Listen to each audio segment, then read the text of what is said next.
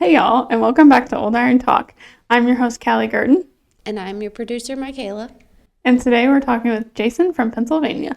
Jason has not always been a part of the hobby, but we're very excited to share his story with you. He did have a love for tractors all of his life growing up as a child.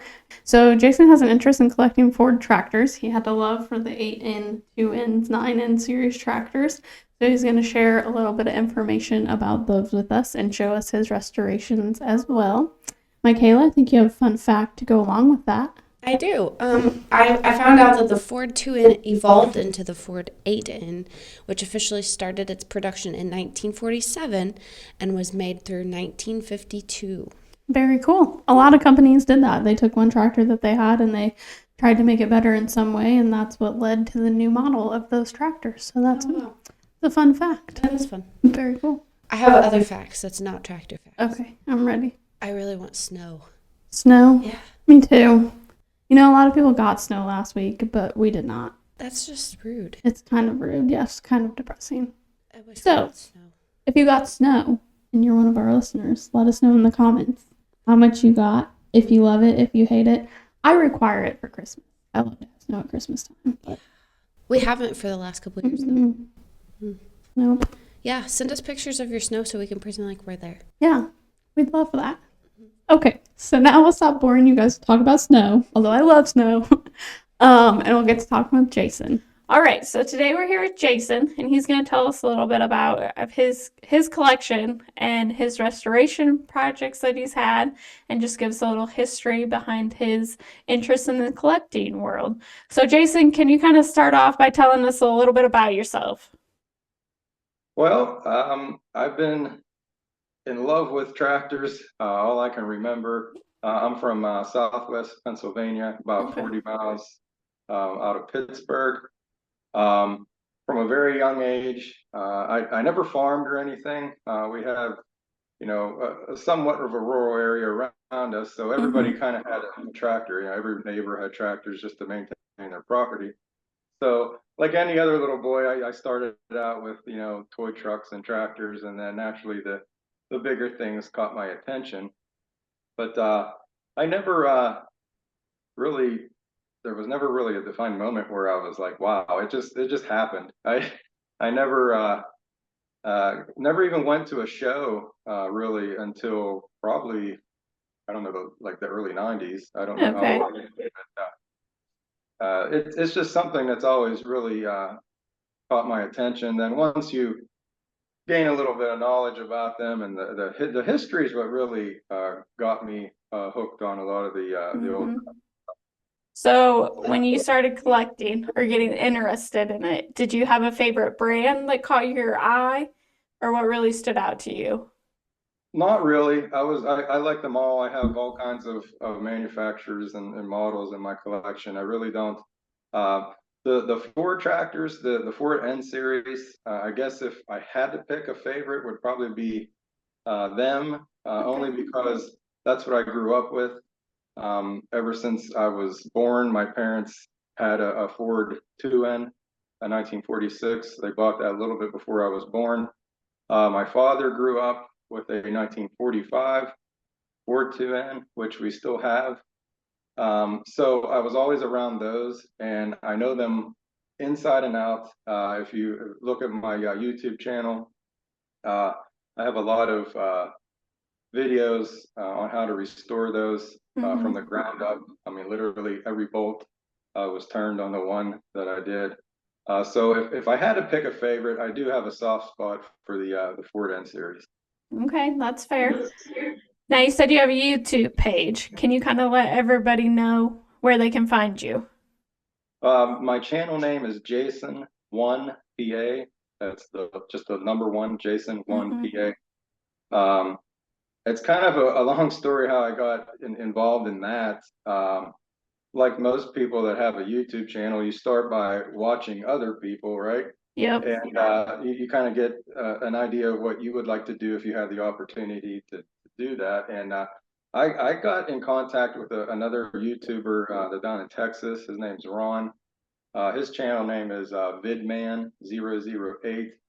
Unfortunately, he doesn't do a whole lot of videos anymore, but he kind of took me under my wing, his wing there, and showed me how to do it and how to do video editing, because I am clueless when it comes to computers. I mean, That's that's fair. that's something I really had to uh, learn about, and Yeah. I'm still learning because I know a lot of other YouTubers out there. They have a lot of technology, a lot of fancy cameras. I mean, Mhm. my stuff's okay. It's gotten a lot better than when I first started. I think I started in 2010. Okay. And the videos are terrible. I mean, I even deleted some of them. They're just that bad. But they got a little bit better. Well, But that's good. yeah. Okay, so what was the first purchase you made? Oh my. Well, I, we have a 1939 John Deere A. Okay. I didn't buy it because I was only about 9 or 10 years old at the time. My parents naturally would have bought it. Yeah. Again, like we never went to a show or anything before that. We saw it in the paper. We thought it was neat, Mm-hmm. and we just bought it. And that's what really kind of fueled the fire for antique tractors. Okay. As far as like which one I actually purchased first myself, oh boy, I can't remember. Probably a Massey Harris Pony. Okay.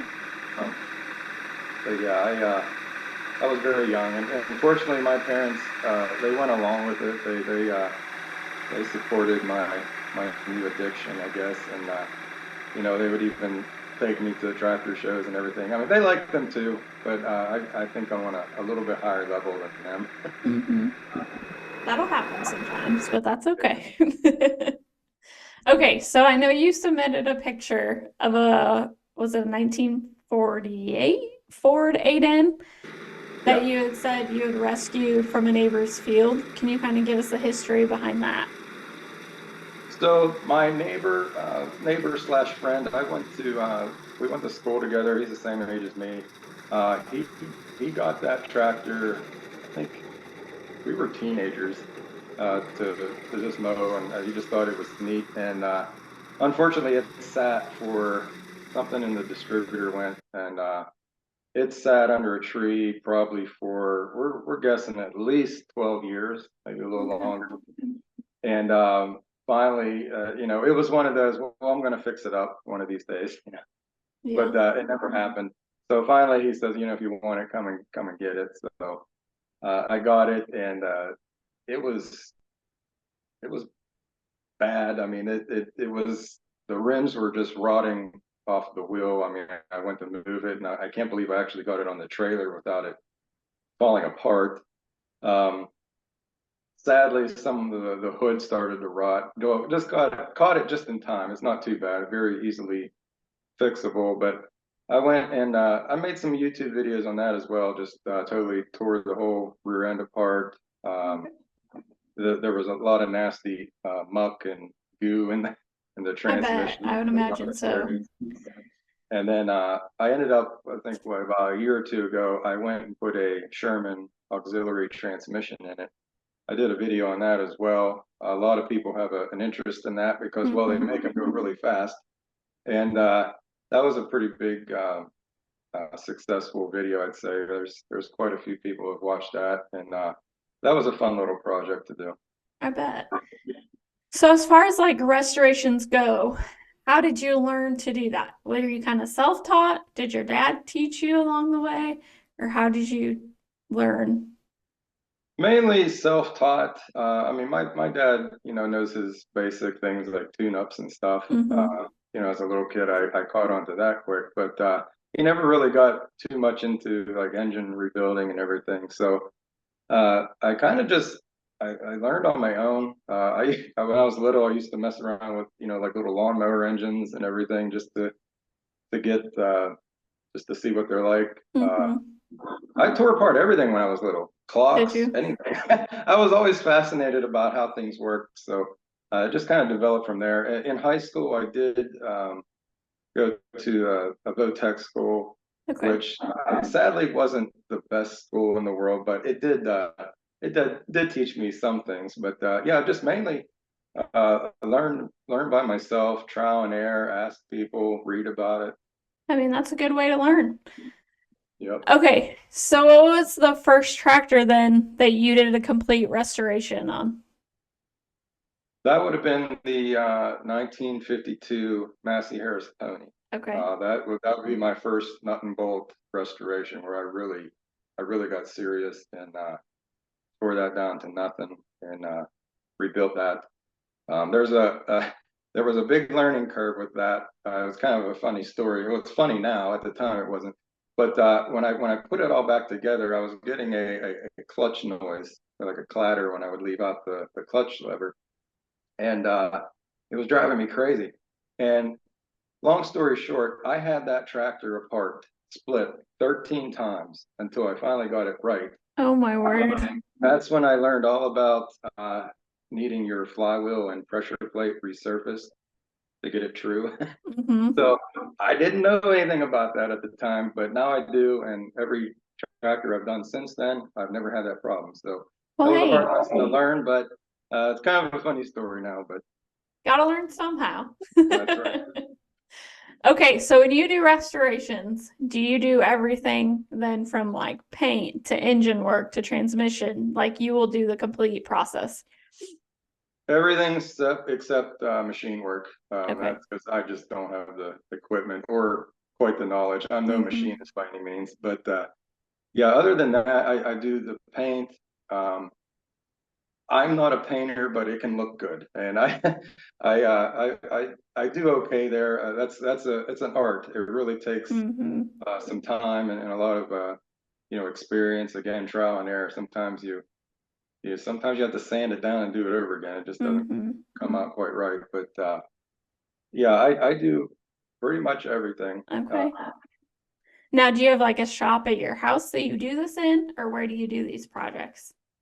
Most of all that takes place at my parents' house, which is fortunately just right over the hill. I can Okay. walk there. It's not that far. So Well, that's good. Okay, now the tractors that you have, do you use any of them like day to day around your house or around where you live to mow or uh, anything like that? Or we have three Fords. We do use a couple of those okay. in mow and whatever. But yeah, we do use those. The other ones, I guess you can just call them trailer queens. Well, hey, that's all right. I know you mentioned earlier that you like to go to shows when you're growing up, and I assume you still go to some today. Oh yeah, absolutely. I Okay. try to go as much as I can. I like to go out of state a lot. Do you? Unfortunately, where I live, there's really not a lot of good shows. I mean, Okay. probably the one that's the best is probably a little over an hour away from me. But I've been as far as Iowa, Tennessee, Okay. North Carolina. Unfortunately, you got to go to the big events. I really like to hit some of the big like Red Power and Mm-hmm. John Deere Expos and things like that. Those are really nice shows. They are, yes.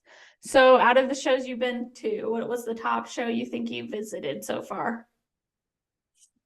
Probably the most memorable for me was probably Mount Pleasant, Iowa, where Okay. I think they call it Old Threshers Mm-hmm. reunion. Yep. That's a pretty big event. A lot of tractors. I mean, they have concerts and everything. So that's that was pretty wild there. And that was my first time I ever went there. I was talking to somebody that they let me ride on a steam engine, which is cool. Did they? I've always That been is around fun. one, but I've never got to be on one. So that was pretty memorable. Yes, I bet. So, you got to ride on the steam engine there. Do you have any interest in like steam engines or older gas tractors? Or is like what is on your bucket list that you would like? Absolutely. Like steam, the thing that scares me most about steam is, well, you just can't go and buy parts. I mean, you have Yes. to be a machinist, and which I am not. I would really like to get something like even if it's just one, like have like a rumbly oil pull or Mm-hmm. a big old Altman Taylor or something. I Yes. think those big prairie tractors, I'm liking them more and more as I get older. I really have an appreciation for that. Have you ever ridden on one of them or driven? I have not. Okay. Well, that's a good bucket list to check off too. That's right. Okay, so recently, or do you have any projects coming up in the next year? I do not currently, Okay. unfortunately. Hopefully that will change soon. I do have a little Silver King that I purchased a couple of years ago that I was hoping to restore, but the reality of it is it's so bad. I don't even know if it's possible. The biggest thing is it's missing so many parts. It's probably going to take me a lifetime to get all of them. It's pretty rough, but we'll see. I don't know. Are all of the tractors that you've purchased like local, or do you have any ones that you've purchased from other states, or where do you normally find them? Fairly local. I Okay. haven't gone too far for them now. Where's the farthest one from? Try to think. I think the John Deere came in toward like in around Pittsburgh somewhere. Okay. Okay, I've got to ask you. One thing that you sent us was your 12,000 pound Badlands winch test. Can you Oh, tell everybody kind of what you were doing there? uh, that was just a fun video I did. It wasn't I don't kind of like I guess a review for the winch. They're Mm-hmm. pretty popular because they're fairly cheap when you compare to some of the other winches. Mainly because you know if I buy another toy and if it don't run, it's a lot easier to get them up on the trailer when you can just pull them up. Yes, it Um, is. I did some tractor pulling back in the day too, and you Okay. know sometimes if you know they might run when you get there, but they might not run when you come back. So Mm-hmm. it's always a good thing to have. It's something I use every day, but when you need it, it's great to have. Yes. Yeah, for sure. Okay, so you were somebody that you said you didn't grow up on a farm, you didn't really grow up around the stuff. What advice do you have for someone who might be in the same situation or in the same shoes as far as how they can start to get involved in the hobby? If you have an interest in it, I think one of the best things is go to a show, Mm-hmm. talk to people.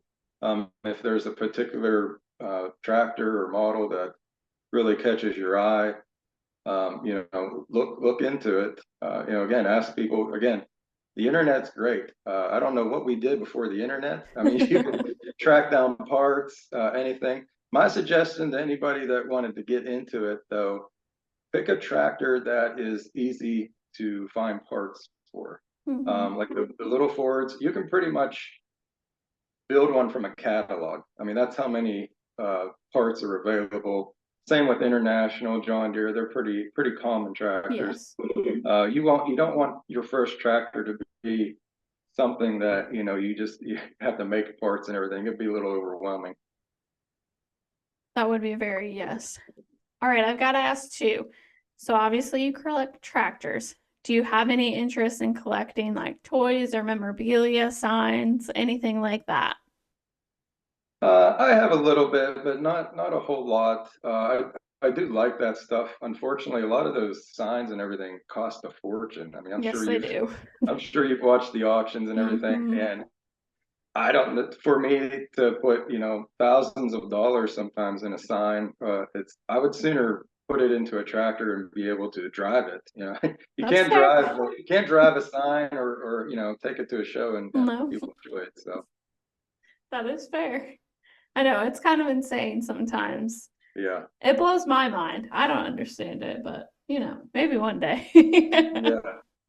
Okay, so can you tell us a little bit about your project when you were installing the transmission on your Ford 8N? I know you mentioned earlier you put that Sherman transmission in.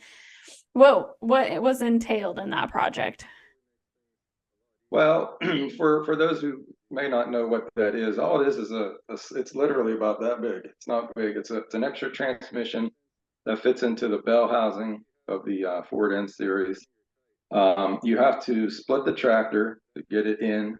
You have to drill a hole in the side of the bell housing, which is a little bit nerve-wracking. You want to measure about 20 times to make sure you only got one shot. And I was happy that it worked out all right. And that's where the gear shift lever sticks out. And the particular Sherman transmission that I used was what they call a combination, which is a high and low range, and then a standard range, which uses your same gear ratios as it normally would. So the tractor's a 4-speed forward and 1 reverse. Now it's 12 speeds forward and 3 reverse. So it'll go a lot slower. It'll go a lot faster down the road. I clocked it, I think, around 22 mile an hour or something. Dang, Which that's not too bad. it doesn't seem fast, but when you're on it, it feels like you're going about 40. But I bet. yeah, That would be quite the ride. yeah. Okay. I think one thing we haven't talked about, do you still have the Farmall M? Oh yes, yeah. Okay. And what year is that tractor? That's a 1940. That's the one I mentioned I did some tractor pulling with. That's the one I did. I think I pulled with it about 4 or 5 years. Got kind of bored of that, the pulling part. It's okay. Every now and then I get the itch to get back into it. But I just, yeah, I restored that one. I did some cheater things under the hood a little bit, yeah, to be a little bit more competitive. But it's a good running tractor. But right now I just, use it as parades and shows and stuff. That's all right. It looks like a nice tractor to at least look at, so I bet it's a good, great little tractor. Oh yeah. Okay, did you go to polls locally or did you travel for that? For the pulls, mostly just local. Okay. Yeah. I didn't know if you went all over. And did you pull with any other tractors that you have or mainly just the M? Mainly that one, but all of my tractors, I think, except for the Silver King, I've at least hooked up to the sled once just to see Okay. what they do. But I try to only beat up one at a time. What was your best poll? Do you know? Remember? I've never won with it, but I've come in second, a Okay. few third.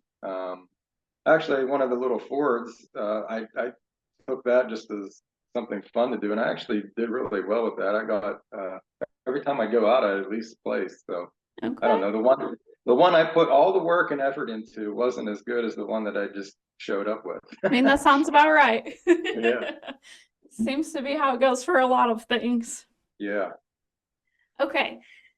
So you said you've gone to quite a few shows. Do you have a bucket list show? I know you said you'd like to go to like Red Power Roundup or one of the big John Deere shows. Do you have any other bucket list shows? I would really like to get to the Roll Hog, Minnesota Yes, show. yeah. That's a pretty far drive for me. I think it'd be like 18 hours, but Wow.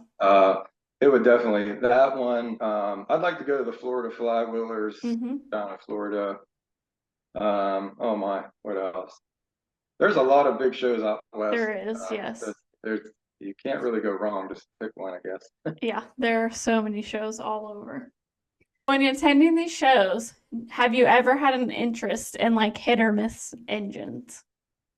I do, and actually I do have one. I forgot about you? Okay. mentioning that. Yeah, I have a little, it's just a 1.5 horsepower economy. Okay. I restored that probably early 2000s. I think I did that one.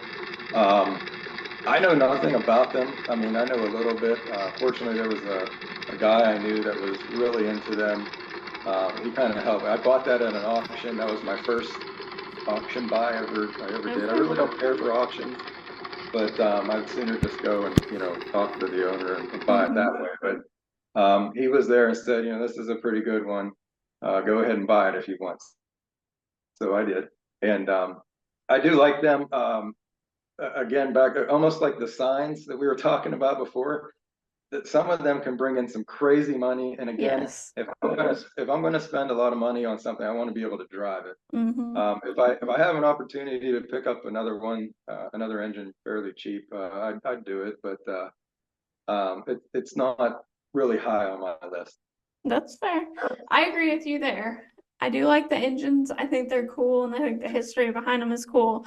But I also like the idea of being able to drive something. Right. You can look at them and yeah, they sound cool, but okay, so you have two Silver Kings?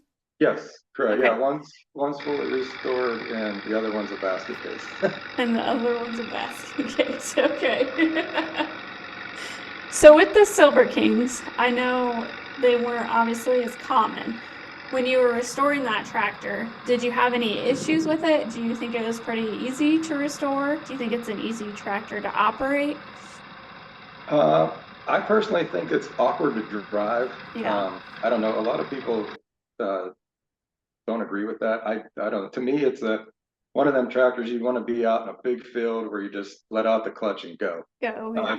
If you have to be in a confined area, the clutch pedals are like up and then out. You have to like I don't know, like be good at yoga or something. But I guess it's not that bad, but it is kind of awkward.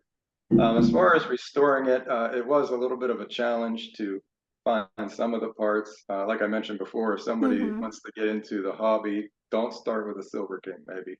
Um, I had a really hard time finding wrist pin bushings for Okay. that engine for some reason. I finally found them because they needed to be oversized. Not to go into the whole story, but they needed to be oversized. And I finally found probably the last ones all in the country in California, of all places. Wow. They had them, but the engine was really bad. It had to be bored out. I think I had like 60 over, I think it was, Okay. bigger pistons. The crankshaft was junk. It needed to be machined. Um, it was quite a project, but it came out great. And one of the biggest thrills for me in finishing that tractor, the very first show I took it to, I went up to Ohio, and the owner, Pat Ertl, the owner of Antique Power Magazine, Mhm. asked me to do a feature in it. So Oh, it okay. was like a four-page feature, really done nice. It was pretty cool. That is awesome. Well, good. Well, Jason, we are about out of time. I do want to thank you for joining us on here today. We encourage everybody to go check out his YouTube page. We always enjoy hearing stories about people who maybe weren't born into the hobby but still found a love for the stuff, because that is a very common thing that happens. So thanks again for joining us today, Jason. Okay, thank you so much. Yep, thank you. Bye-bye. You can find all the source material for our episodes on our website, oldirongarage.com.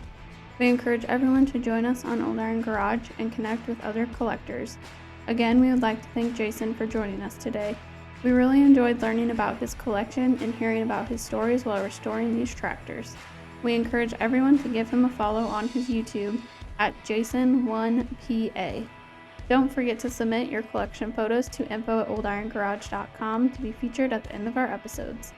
Feel free to reach out to us if you have any questions or would like to join us on a future episode of Old Iron Talk. Thanks for listening, and we'll see you next time.